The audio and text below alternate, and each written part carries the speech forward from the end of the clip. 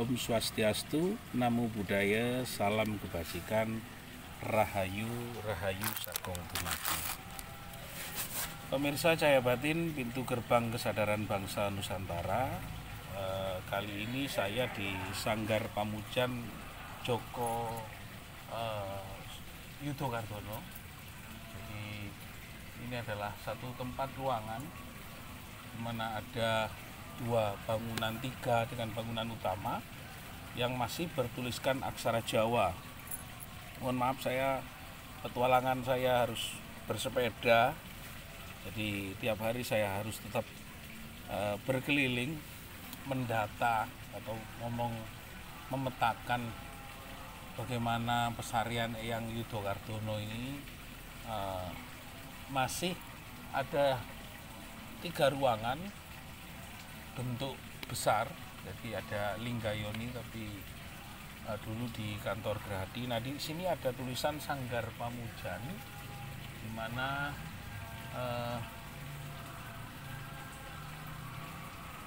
Sanggar Pamujan Mojopahit. Saya sekarang karena akrab dengan tulisan itu, akhirnya saya tinggal membaca saja Sanggar Pamujan ini. Apakah ini dulu tempat muksanya Eyang Prabu Yudo Kardono, atau ini adalah tanda dibangunnya, karena bangunan baru tapi tulisannya masih aksara Jawa. Nah, saya nggak tahu tahun berapa ini dibangun. Pintu gerbang kesadaran bangsa Nusantara. Perjalanan tadi saya dari Kelenteng Mbah Ratu, dan saat ini sudah di Eyang Yudo Kardono yang masih ada tulisan Jawanya. Nah, syukur kalau seumpama tulisan-tulisan ini seperti di tempat lain ada tulisan Jawa, lalu di bawahnya seperti peringatan-peringatan, himbauan tentang protokol kesehatan, ini juga tetap harus digunakan dengan aksara Jawa. Kayaknya mumpung banyak di tempat petilasan, pesarian, lalu tempat-tempat ibadah ini ada seperti itu, saya pikir bahwa pemerintah Kota Surabaya belajarlah dari teman-teman yang tadi saya datangi di Kelenteng Mbah Ratu, yang notabene ada di Surabaya, masih menggunakan tulisan aksara etnis Tionghoa. Tulisannya jelas, tapi Sanggar Pamujan Majapahit itu seperti itu, saudara. Dari situ saya akan mengambil dari aksara-so. Jadi karena dari aksara-so sifat dari Sanggar Pamujan berarti so sifat ingsun kang handulusi, go dari gunung sejati, po papan kang tanpa kiblat, mau madep mantep, jo jumhu kita selaras dan berangkulan dengan Tuhan. No berarti sifat yang akan menjadikan tempat pemujan itu berarti menghidupkan nur, karena kita bersatu dan madep mantep, maka papan ini akan berkiblat kepada gunung sejati karena mengerti tentang sifat-sifat sejati dari Gusti Kang Maha Suci, ya Allah itu sendiri yang kita sebut dalam kehidupan kita sehari-hari. So itu sifat Kang Handulusi, sifat-sifat.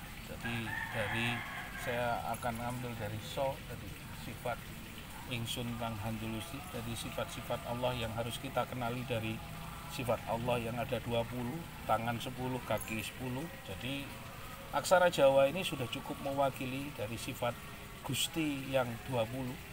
Jadi aksara Jawa lebih awal mengajari seluruh anak cucunya di Nusantara, dan mungkin juga disampaikan oleh Syekh Abdul Qadir Jailani kepada bangsa Arab, hingga di sana pun pengenalan terhadap sifat-sifat Allah, ada sifat yang 20 itu juga sudah diajarkan di tanah Jawa lebih awal.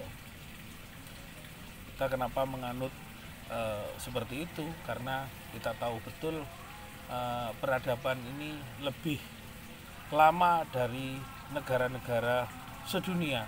Belanda aja menyebut kita SM itu berarti sebelum Masehi, berarti sebelum tahun satunya orang Belanda kita sudah mengalami sebuah proses peradaban yang luar biasa. Apalagi untuk di negara Muharram saja atau Hijriah saja ada 1443. Nah, kita harus melihat bahwa kapan bangsa Tionghoa saja 2573 mungkin Imleknya tahun ini. Dan Jawa saya pikir tidak mengikuti mohon maaf tahun sakanya yang ditetapkan oleh Jawa Tengah. Tapi sebenarnya kalau kita menganut kepada tulisan-tulisan punden, relief-relief kuno yang saya baca di yang Prabu Kertanegara Pallawa itu sangat tua, apalagi di huruf Kawi yang saya banyak lihat di Kediri itu sudah sangat tua, apalagi di Borobudur. Bagaimana Borobudur dalam sebuah epos disebutkan sebagai sebuah tempat bagaimana Sri Aji Saka itu sudah memulai sebuah peradaban besar dengan seluruh leluhur membangun peradaban baru untuk menjadi saksi keberadaannya.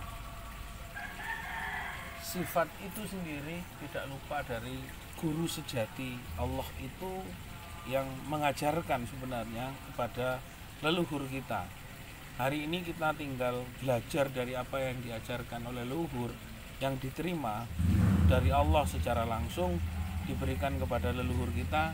Sudah sepantasnya kita belajar dari apa yang diterima oleh leluhur untuk kita bersama-sama mewarisi nilai-nilai kebaikan di tanah Nusantara ini. Nah, aksara Jawa tidak hilang karena di sini tetap lestari karena terjaga oleh saudara-saudara para pelaku spiritual yang ada di Pasarian Eyang Widokardono. Saya tidak akan bahas sejarah, tapi sebenarnya tentang bagaimana huruf itu sendiri ada dan harus ada di Nusantara, kembali ditulis di dalam nama-nama jalan di Surabaya, di Gresik, di Sidoarjo, sehingga kita akan melihat bahwa ini betul-betul Nusantara. Jadi di orang etnis Tionghoa, orang Tiongkok atau bangsa Cina di Surabaya saja tetap memegang teguh itu. Kenapa kita yang kebetulan di sini di Tiongkok saya lihat semuanya hampir tulisannya huruf kanji atau Mandarin atau apa sebutannya di sana, tapi tidak menggunakan huruf. Kalaupun huruf lain itu hanya untuk menjelaskan untuk para wisatawan. Tapi yang paling pokok itu dilakukan dan dilaksanakan. Nah, mari kita bersama-sama betapa hebatnya leluhur mendapatkan dawuh dari Allah. Sampai disebutkan sanggarpa, pamujan berarti papan ini sing dudu memujikan. Jadi karena muji itu kita ya harus memujikan kepada Gusti atas hadirnya guru sejati Allah dalam setiap kehidupan kita agar nur yang ada di dalam diri kita terpancar. Itulah pemirsa Cahaya Batin, pintu gerbang kesadaran bangsa Nusantara. Mungkin kiranya perjalanan yang saya lakukan berkelok-kelok, mungkin naik sepeda motor untuk mengidentifikasi di Surabaya saja masih ada sebagian, tapi seharusnya menjadi kesadaran dari pemerintah untuk membaca hal ini, baik itu pemerintah kota, pemerintah provinsi, dan mungkin Indonesia, untuk segera saja kembali kepada hak kita, milik kita. Ini milik kita loh. Jangan sampai nanti tulisan ini malah diakui oleh orang asing. Ini aksara Jawa, bukan. Aksara Jawa itu milik negara lain, repot nanti. Sampai seperti itu aksara akan digunakan oleh orang asing dan bentuk yang lain, kita akan menjadi kehilangan.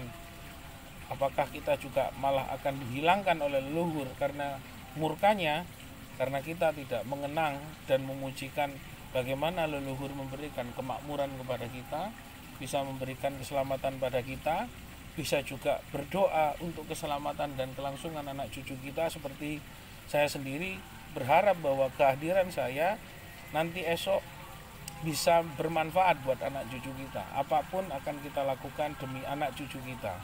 Anak panjenengan adalah anak saya dan anak saya anak panjenengan, karena kita anak-anak Nusantara.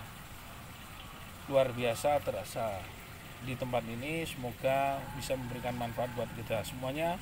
Rahayu, Rahayu, Rahayu Sagung Dumati. Om Swastiastu, Namo Buddhaya, salam kebajikan, salam. Assalamualaikum warahmatullahi wabarakatuh.